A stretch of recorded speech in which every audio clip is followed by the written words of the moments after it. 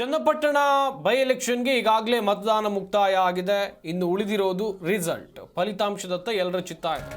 ಈ ಕುರಿತಂತೆ ಕೇಂದ್ರ ಸಚಿವರಾಗಿರುವಂತಹ ಕುಮಾರಸ್ವಾಮಿ ಅವರು ಮಾತನಾಡಿದ್ದಾರೆ. ಚನ್ನಪಟ್ಟಣದ ಫಲಿತಾಂಶ ಬಂದ ಬಳಿಕ ಮಾತನಾಡುವರು. ಎಚ್ಡಿಕೆ ವಿರುದ್ಧ ಹೇಳಿಕೆ ನೀಡಿ ಪಶ್ಚಾತ್ತಾಪ ಪಡ್ತಿರೋರ ಕುರಿತು ಅವರಿಗೆ ಬಿಡೋಣ, ಕಾಲವೇ ಉತ್ತರ ನೀಡುತ್ತೆ ಅಂತ ಹೇಳಿ ಕುಮಾರಸ್ವಾಮಿ ಹೇಳಿದ್ದಾರೆ. ಕೋಲಾರದಲ್ಲಿ ಮಾತನಾಡಿದಂಥ ಕೇಂದ್ರ ಸಚಿವರಾಗಿರುವಂತಹ ಕುಮಾರಸ್ವಾಮಿಯವರು ಈ ಮಾತುಗಳನ್ನಾಡಿದರು. ಚನ್ನಪಟ್ಟಣ ವಿಧಾನಸಭೆ ಉಪಚುನಾವಣೆ ಫಲಿತಾಂಶದ ಕುರಿತು ಚನ್ನಪಟ್ಟಣದ ಫಲಿತಾಂಶ ಬಂದ ಬಳಿಕ ಮಾತಾಡೋಣ. ಎಚ್ಡಿಕೆ ವಿರುದ್ಧ ಹೇಳಿಕೆ ನೀಡಿ ಪಶ್ಚಾತ್ತಾಪ ಪಡ್ತಾ ಇದ್ದಾರೆ ಕೆಲವರು. ಆ ಪಶ್ಚಾತ್ತಾಪ ಪಡ್ತಾ ಇರೋರು ಅಥವಾ ಹೇಳಿಕೆ ಕೊಟ್ಟವರಿಗೆ ಆ ಮಾತುಗಳನ್ನು ಬಿಡೋಣ, ಕಾಲವೇ ಉತ್ತರ ಕೊಡುತ್ತೆ ಅಂತೇಳಿ ಕುಮಾರಸ್ವಾಮಿ ಅವರು ಕೋಲಾರದಲ್ಲಿ ಹೇಳಿಕೆಯನ್ನ ಕೊಟ್ಟಿದ್ದಾರೆ.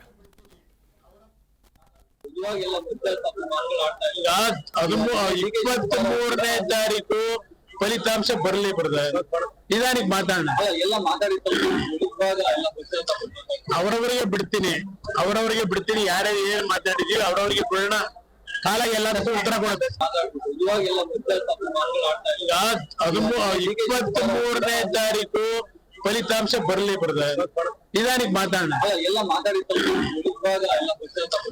ಅವರವರಿಗೆ ಬಿಡ್ತೀನಿ ಯಾರ್ಯಾರು ಏನ್ ಮಾತಾಡಿದೀವಿ ಅವರವರಿಗೆ ಬಿಡೋಣ, ಕಾಲ ಎಲ್ಲದಕ್ಕೂ ಉತ್ತರ ಕೊಡುತ್ತೆ.